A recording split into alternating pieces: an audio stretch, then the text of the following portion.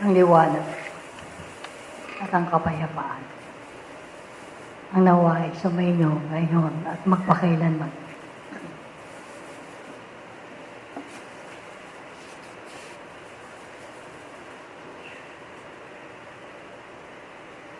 Ang kahigpitan ng inyong pagkakilala sa karunungang makalangit ay magsisilbing pag-asa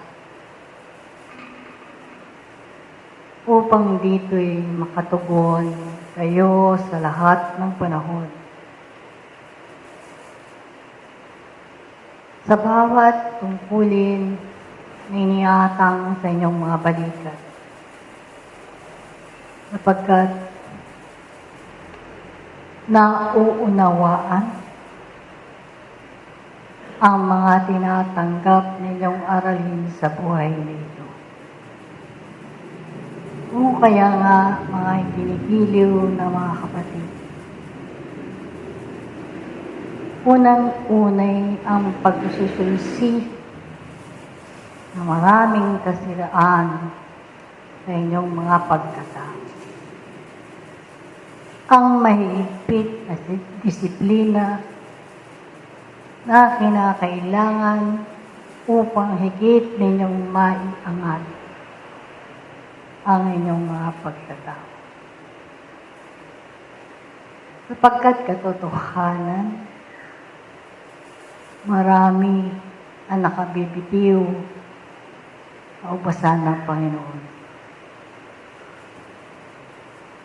Sa pag-aakalang nakamit na ang mga karunungang makalupa at naunawaan ay natutungo pa rin sa pagtatalo-sirat kanyang ako. At dahil dito'y higit kayong tinatawagan upang sa tuwin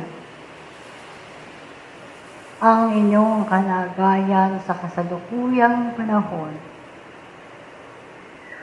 na nimo'y mapayapa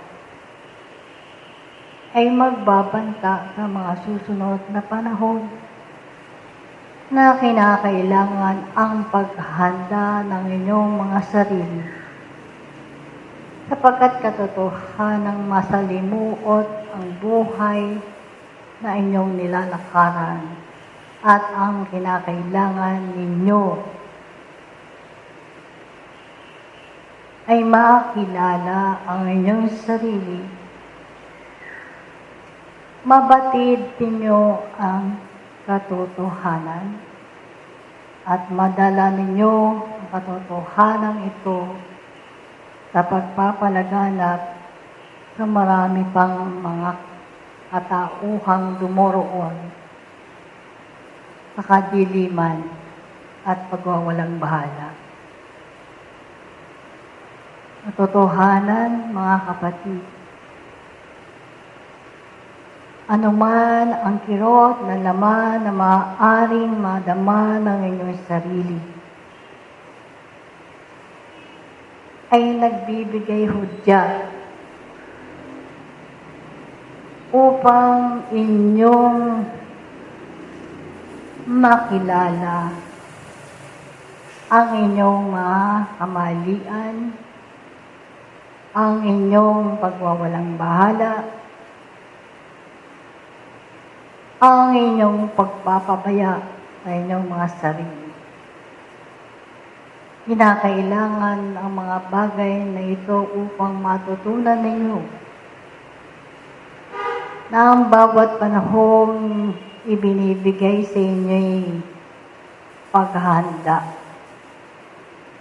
para sa buhay na walang hanggan. At paano ninyo makakamit ang mga bagay na ito kung kayo ay dumoroon pa rin sa kahinaan at kamangmangan ng inyong sarili. No, kaya nga, ang paglilinis sa kaisipan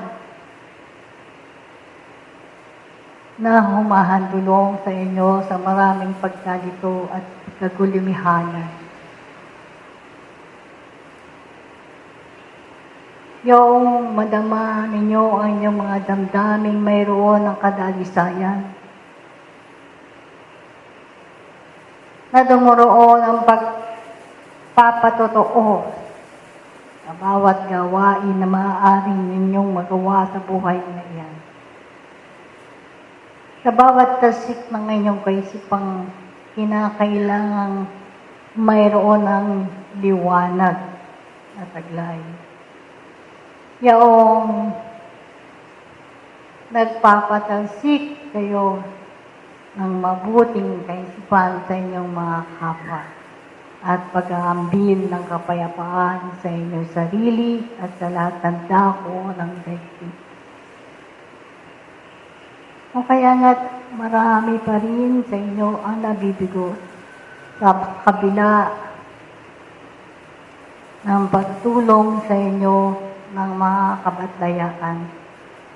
Sapagkat katotohanan kayo ang pangunahing tauhan na siyang gumaganap sa mga papel na inyong ginagampanan sa lupang ito. At kayo rin ang susugpo at lulunas ng mga kasakitan at kabiguan na inyong tinataglay sa buhay na ito.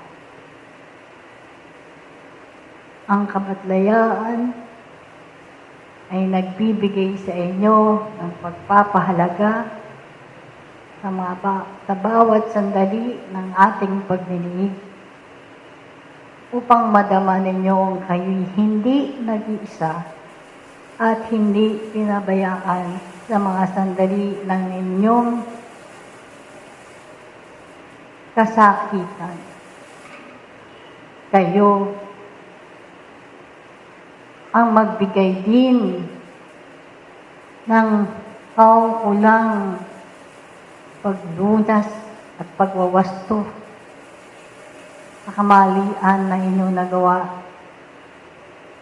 ng inyong kahapon. O kaya nga,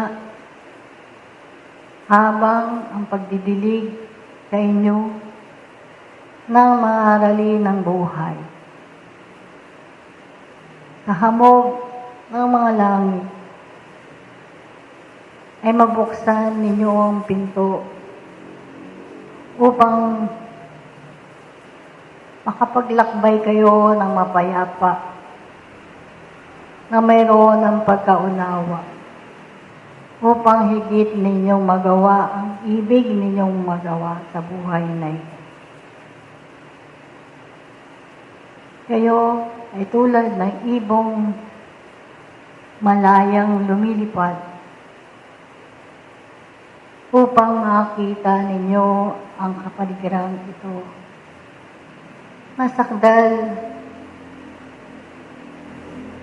ng dami ng mga pangyayaring nagbibigay ng kilabot at pagkabigo at pagkatakot sa bawat isa. Subalit ito ang tuntungan ninyo upang kayo ay lumaban higpit ng buhay na inyong nilalakaran. Aanhin ninyo ang maraming kayamanan ng lupa. Kung hindi ninyo ito gagamitin sa magandang kaparaanan, aanhin ninyo ang mga mapulaklak na pananalita sa kalagitnaan ng mga tao. Kung sa inyong sarili naman, dumoroon pa rin kayo sa maraming kamalian at pagtatalusira. O kaya nga, kayo ang pangunahing tauhan na magbibigay ng kaligayahan sa inyong sarili at kayo rin ang pangunahing mabibigo kung hindi ninyo mabibigyang halaga ang bawat pagkakataong ibinigay sa inyo upang gamitin ninyo sa tamang kaparaanan at pagwawaldas ng lakas sa mayroon ng kabuluhan na makapagbibigay sa inyo ng pag-asa upang makita ang liwanag at ang kahilaan ng mga langit. Ito ang maliit kong alay na mapalad ng mga ito. Naway alisin ninyo ang piring sa inyong mga mata. Higit ninyong pakinggan ang mga panaghoy sa inyong kapaligiran upang makita ninyo ang inyong sariling kayo ay kabilang sa kabuuan ito. Na kayo rin ay magbibigay ng munting kaalaman upang mabuksan din ang kanilang mga mata sa katotohanan ng buhay na inyong tinataguyod at tinatangkilik. Nawa, ang mga pagkakataong ito'y marinig ninyo ang tinig sa ilang